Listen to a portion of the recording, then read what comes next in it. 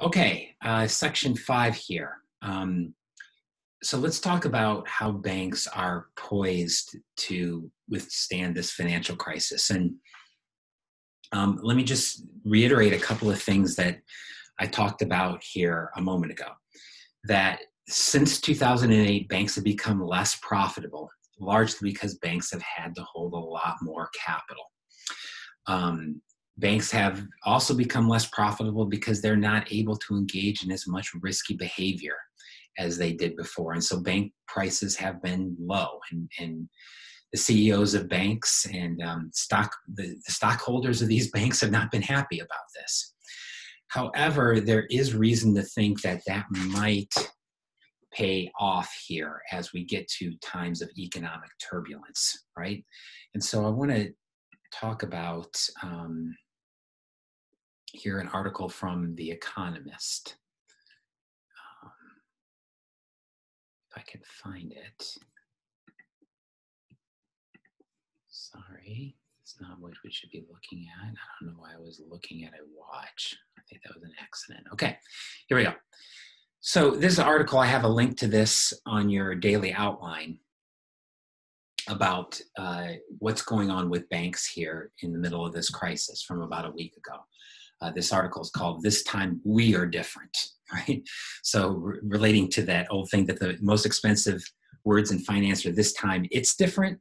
Well, this time we are different. And I think one of the things that we're seeing is that these Frank Dodd regulations are actually paying off, that banks have entered this crisis in much better health than the previous one, right? And as a result, we might be able to get through this thing without a banking crisis and without a broader financial crisis, which would be unbelievable news. First off, let's look here at this graph. This is looking at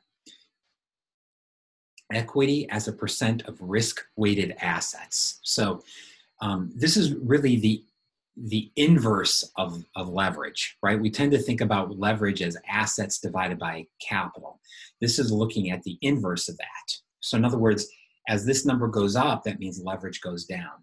And you can see in the US that this rate was down here around 3 or 4, right? Banks only had about 4% of their assets as equity. Before the crisis, banks were up at about 11% of their assets at crisis. So 3 to 4 times more capital than they did in 2008, largely because of Dodd-Frank, right? Largely because of Dodd-Frank. And so banks are a lot less leveraged. What does that mean? That banks have a much bigger cushion to withstand losses, right? They have a much bigger cushion to withstand losses. One of the things that this article talks about is that right now, in fact, I think here's the quote, the threat to banks from the coronavirus doesn't look like an existential threat. In other words, an existence threat, right? It's primarily an earnings issue, not a balance sheet one. So in other words, yes, these losses are likely to impact banks' profitability. It's likely to reduce their share prices, but it is unlikely to lead to insolvency, right? It's unlikely to lead to insolvency. And so we may not, hopefully we won't see banks collapse, right? And if we don't see banks collapse, that might mitigate some of the compounding effects, right? One other good thing that we've seen here at the beginning of the crisis is, look what happened here. We don't have data from 2008 on this graph, but if you looked at 2008, what happened to bank lending? Bank lending dropped like a rock as bank assets dropped like a rock, right? So banks just stopped lending. They started credit rationing. Interestingly here though, during the crisis, banks have actually been lending more. In many ways, that's because many companies have drawn down their line of credit, right? In March, public companies drew down about $191 from their lines of credit after taking next to nothing in January and February, right? So in other words, banks have actually been out there lending money, in part because I think banks feel somewhat safe, right? They feel like they have a cushion, right? And so as opposed to 2008 when they had zero cushion to lend, now they have a cushion and they are going out there and lending. So, I think the overall takeaway from this article, and you can read through it and look at some more details, but the overall takeaway here is that there's no reason to think right now that we're going to have a banking crisis.